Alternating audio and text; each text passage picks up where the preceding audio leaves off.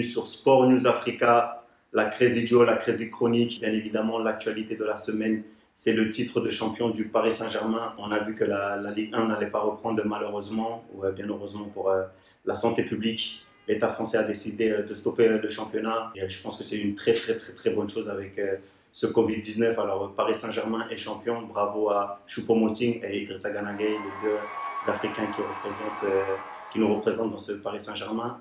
Grand félicitations également à l'Olympique de Marseille qui revient sur la scène européenne après de longues saisons. Villas-Boas qui a voulu rendre un hommage également à Pape Diouf. J'ai trouvé ça très classe. Bravo également à Rennes avec Nyang qui jouera le tour préliminaire. Alors bien évidemment, il y a des heureux et il y a également des déçus. On pense à Toulouse ou à Amiens. On sait qu'il reste à peu près 10 journées, 30 points à jouer. Malheureusement, ils seront relégables. Mais au vu de la saison, la LFFP a décidé de prendre le prorata de matchs et le nombre de points joués. Et ça fait un classement, je pense, tout à fait logique. Bravo également à Lorient pour sa montée de deuxième division en première division. Et le RC Lens qu'on va retrouver parmi l'élite, un club phare du championnat français. Donc pour l'actualité de la Ligue 1 dans cette semaine, malheureusement, on ne sait pas encore, on n'a pas assez de recul pour le championnat italien, le championnat anglais, le championnat espagnol et le championnat allemand. Les Italiens devraient reprendre les entraînements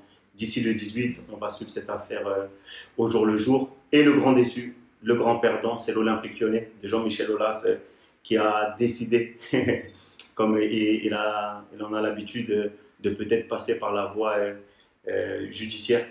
Il veut passer par certains recours pour espérer jouer l'Europe. Lui qui, lors de la dernière décennie, a souvent joué la Ligue des Champions. Mais je pense que c'est important d'avoir de la déontologie lorsque c'est compliqué pour tout un chacun. Voilà. Le meilleur l'a emporté et le meilleur, c'est ceux qui ont fait le plus de points lors de la saison. J'ai deux big up à faire. Le premier, à Reims, qui revient également en Coupe d'Europe. Il y a le jeune El Bilal Touré. On va vous faire dans cette chronique découvrir de jeunes talents. Le jeune El Bilal Touré, qui était du côté de l'Afrique Football Elite, a été champion d'Afrique des U20 avec l'équipe du Mali. Il a été transféré au mois de janvier à Reims. Il a marqué 3 buts dans 7 matchs. Il a amené 9 points au club rémois. Et voilà, c'est une pipite qu'on va suivre. Son élan a été freiné suite à l'arrêt des championnats, mais je pense que la saison prochaine, il devrait ramener de très grandes satisfactions. Le deuxième big up, Patrick Vieira, le seul entraîneur noir du championnat de France qui ramène l'OGC Nice en Coupe d'Europe. Voilà, c'était aussi quelque chose à souligner.